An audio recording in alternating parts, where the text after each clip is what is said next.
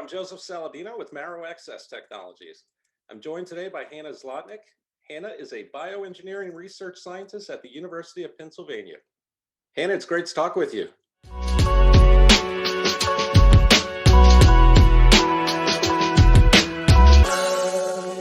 Your lab recently published a study in the European Cells and Materials Journal comparing bone remodeling with different marrow stimulation techniques, including our SmartShot device. What were your team's objectives with that study? So we had a few different objectives for this study.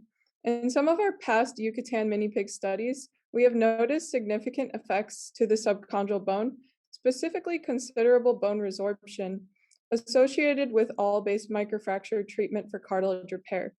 This bone resorption complicates the study and limits the efficacy of materials implanted in conjunction with microfracture. So in an effort to limit this bone resorption, we looked into alternative microfracture methods and came across the SmartShot device after attending a past Orthopedic Research Society meeting. We also thought that this device offers enhanced repeatability in comparison to other marrow stimulation techniques. So you chose to use the Yucatan Mini Pig as your model. Can you tell me a little bit more about that choice and also about the study design? Yeah, sure. So the Yucatan Mini Pig, or the Mini Pig more broadly, is widely used in research. These animals range in weight from around 50 to 65 kilograms at around 1 year of age, which is typically when we use them. And we have been refining a trochlear cartilage defect model within these animals to assess various engineered tissues, acellular materials, and clinical repair techniques.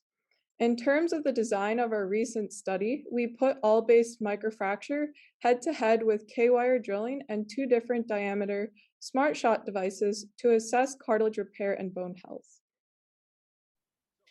In the end, you and your co-authors concluded that the study provided strong evidence in favor of a repeatable needle puncture device like SmartShot to best preserve the subchondral bone and minimize aberrant remodeling. What were the specific findings that supported that conclusion?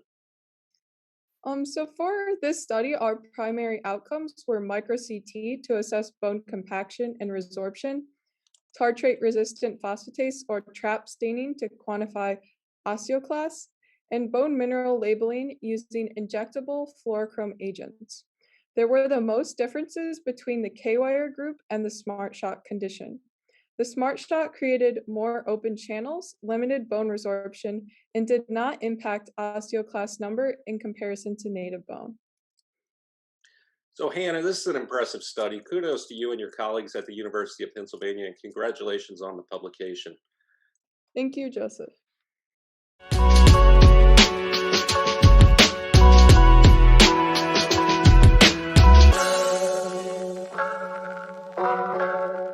Hello, Dr. Coe. You've been treating cartilage injuries and studying cartilage regeneration for several years. In reviewing the results of the recent University of Pennsylvania Marrow Stimulation study, what stood out to you most in the findings?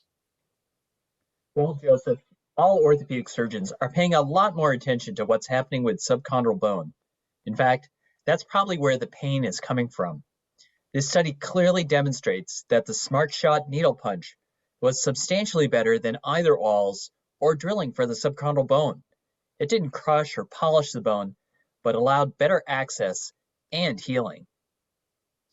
So what do you expect the clinical implications are going to be from these results for you and your colleagues? Well, a marrow access technique that creates minimal impact on the bone is a huge advance. It allows us to get the good stuff without the collateral damage. This study really shows the benefit of the SmartShot in living bone, and these benefits should carry over so that we can give our patients a truly minimally invasive technique that avoids significant impact to the subchondral bone. Dr. Coe, thanks so much for your time. I really appreciate you sharing your expertise. Thank you.